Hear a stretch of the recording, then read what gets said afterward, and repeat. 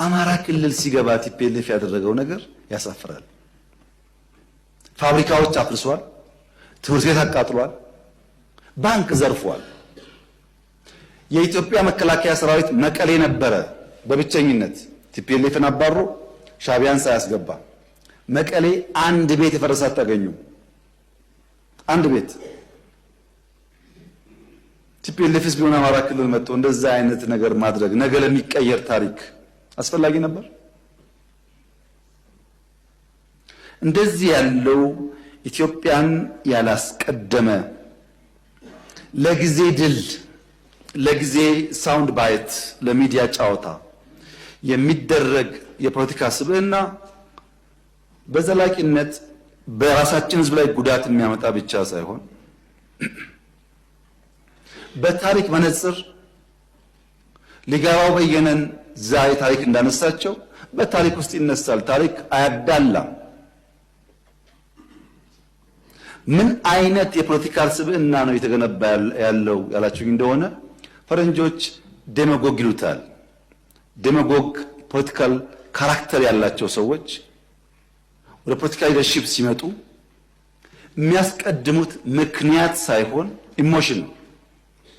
ለምሳሌ የወልቃይትን ጉዳይ እንዴት እንደምንፈታ በህገ መንግስት አግባብ ብለን ከተስማማን በስተቀር ከተስማማን በኋላ ወልቃይት ካልተመለሰ ተስማምተው ተፈርመዋል እኮ።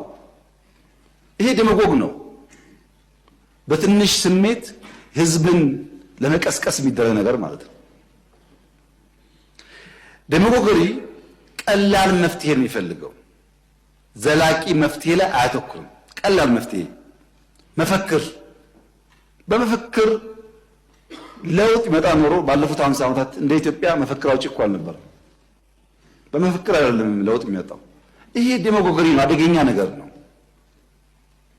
ተቋም ማፍረስ፣ ከፋፋይ ሐሳቦች፣ ትረስት ማጥፋት የመሳሰሉ የዴማጎግ ካራክተር ያላቸው ፖለቲካል ፐርሰኔል የሚከተሉት መንገድ ነው ኢትዮጵያ ውስጥ ያለውን ጉዳይ እያፋፋመ ያለው። በዘላቂነት ድል ያመጣሉ ወይ? በፍጹም። ለምን? ፕራግማቲስት አይደሉም። ፕራግማቲስት ማለት በየቀኑ ያለችውን እድል በመልካምነት የሚጠቀም ማለት ነው። ለምሳሌ ቅድም አንድ ወንድሜ ሲያነሱ የሚሰራው ቤት ለሀብታም ብቻ ነው አሉ።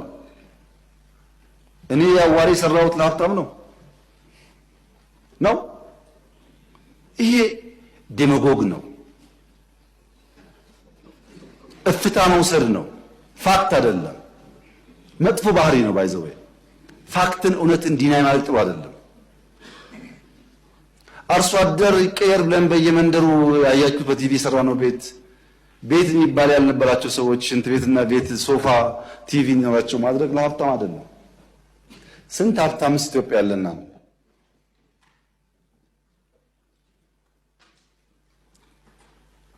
እንደዚህ ያለው የፖለቲካ ሂደት ኢትዮጵያ ውስጥ ጉዳት እያመጣ ነው። ለምሳሌ ሸኔ ምን አለ? እኛ እነዚህ አሃዳውያን ናቸው፣ እነዚህ ሚሊካውያን ናቸው፣ እነዚህ ምናምን ናቸው፣ ከነዚህ ጋር ትግል ትክክል አይደለም ብሎ ጫካ ገባ። እኛ ዩኒቲ ፓርክ ስናስመርቅ ዩኒቲ ፓርክ ማስመረቅ ወንጀል ነው ብለው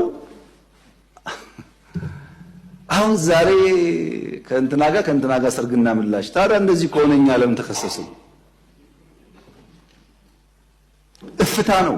ትናንትና ምን ብዬ ነበር፣ ምን ሰርቼ ነበር፣ የት ጋር ቆሜ ነበር የሚል ነገር አይታይም። ሰው የዕለት ዕለቷን ብቻ ስለሚያይ ማለት ነው።